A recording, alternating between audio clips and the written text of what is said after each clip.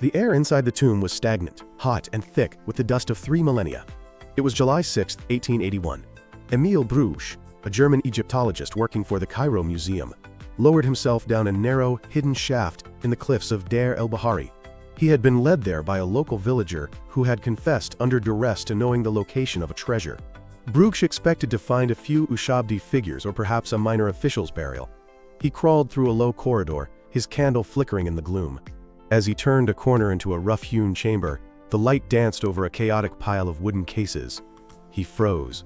There, unceremoniously stacked like firewood, were the coffins of the greatest kings of Egypt. He read the names inked on the wood: Seti I, Thutmose III, Amenhotep I. And there, in a plain reused coffin stripped of its gold, lay the body of the mightiest of them all, Ramses II. For over 3,000 years, the world believed Ramses the Great lay in his magnificent tomb in the Valley of the Kings, known as KV7. But KV7 was empty. The King of Kings had been stolen, not by his enemies, but by the very priests sworn to protect him. This is the incredible, comprehensive story of the stolen sarcophagus, the secret exile of a god king, and the detective work that is still rewriting history today, including a massive revelation from May 2024 that finally solved the mystery of the missing granite tomb. To understand the tragedy of Ramses' final resting place, we must first envision the glory of his original burial.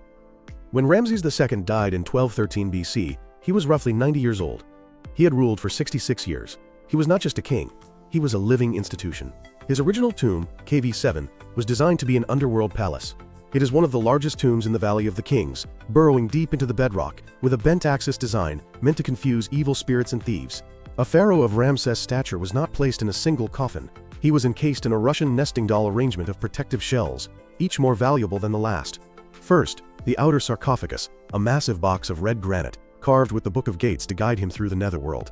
Second, the inner sarcophagus, a translucent, glowing alabaster chest, glowing white in the torchlight. And third, inside the alabaster lay a series of anthropoid or human-shaped coffins. The innermost would have been made of solid gold, likely weighing over 100 kilograms, similar to Tutankhamun's but larger. For a century, Ramses slept in peace. But the empire he built was crumbling. By the time of the 20th dynasty, Egypt's economy collapsed. The workmen who built the tombs were starving, and the gold buried beneath their feet became too tempting to ignore. The theft of Ramses II was not a single event. It was a slow, agonizing process of dismantling a god. Historical records from the reign of Ramses IX and XI detail the trials of tomb robbers. We know that gangs of thieves, often colluding with corrupt guards, smashed into KV7. They didn't just pick locks, they shattered history. The alabaster sarcophagus was smashed into thousands of fragments, which archaeologists would find millennia later scattered on the floor. The solid gold coffin was likely stripped down or melted. But here lies the twist.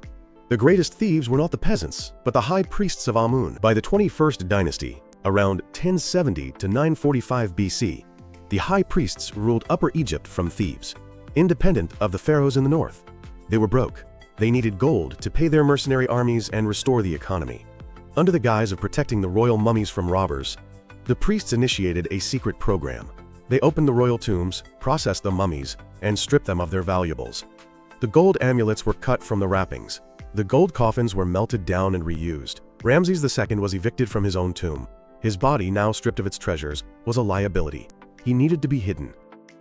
For over a century, Egyptologists wondered, where did the massive granite sarcophagus go? It was too heavy to just disappear.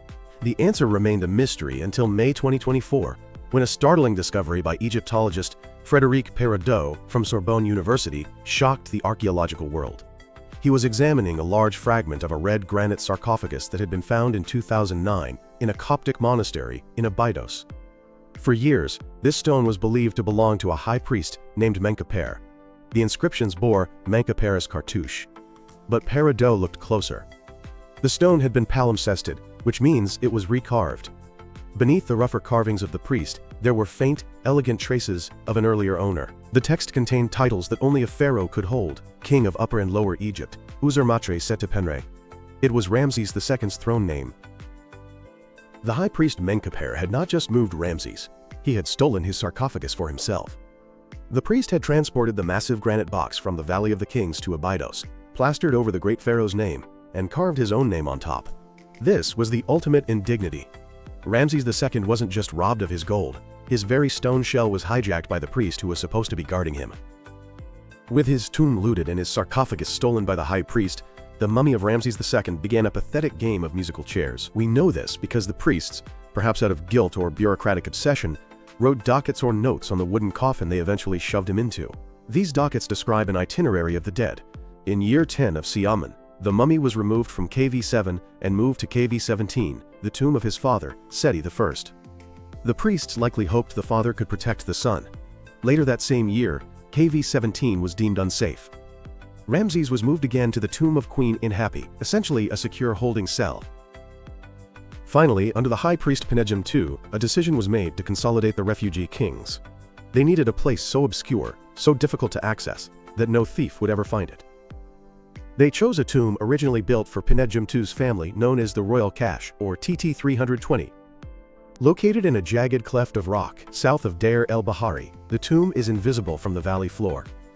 It consists of a vertical shaft dropping 40 feet into the rock, followed by a long, winding corridor leading to a burial chamber. It was here that the priests brought the bodies.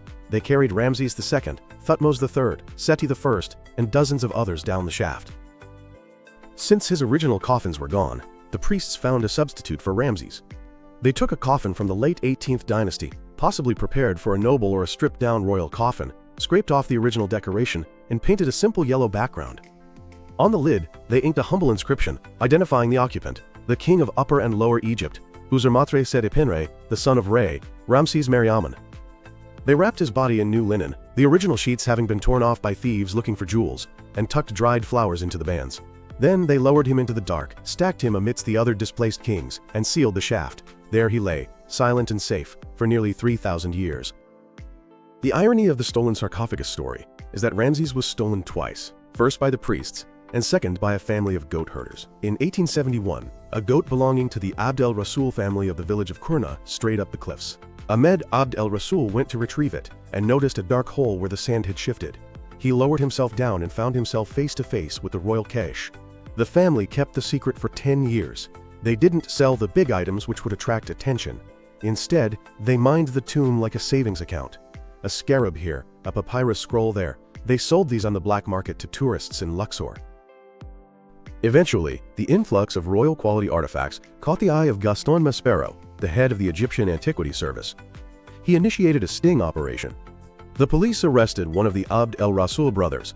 He was interrogated and likely tortured until he broke. He agreed to lead the archaeologists to the tomb. When Émile Bruges entered the tomb in 1881, the sight was overwhelming. He later wrote that he felt he was in a dream. He wasn't just looking at mummies, he was looking at the history books of Egypt, stacked in a pile. He wrote, "I soon made out Seti I, and then Ramses II. I was almost petrified. I found myself in the presence of the illustrious dead of whom I had only known the names." The evacuation was frantic. Terrified that local villagers would riot or attack the site to reclaim their treasure, Bruges ordered the tomb emptied in 48 hours. 300 workers formed a human chain. They loaded the mummies onto a steamship bound for Cairo. As the boat sailed down the Nile, a strange phenomenon occurred. The villagers along the banks, men firing rifles in salute, women wailing and tearing their hair, lined the river. They knew who was on the boat. The Amen, or prince, was leaving Thebes. It was a funeral procession 3,000 years late.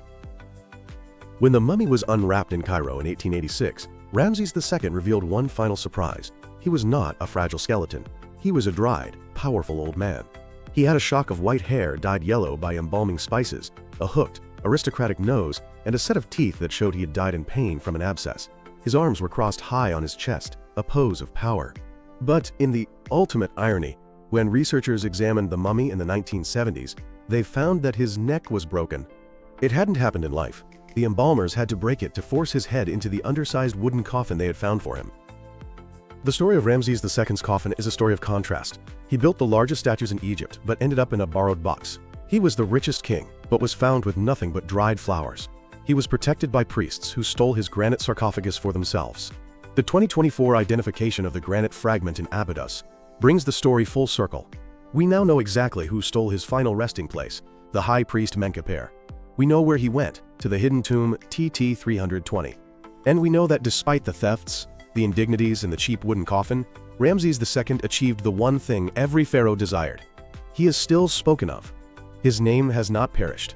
In the end, the priests saved his body, even if they stole his gold. The thief Menkaper is a footnote in history, remembered only for his crime, while Ramses the Great rests in the National Museum of Egyptian Civilization, the eternal king of the Nile.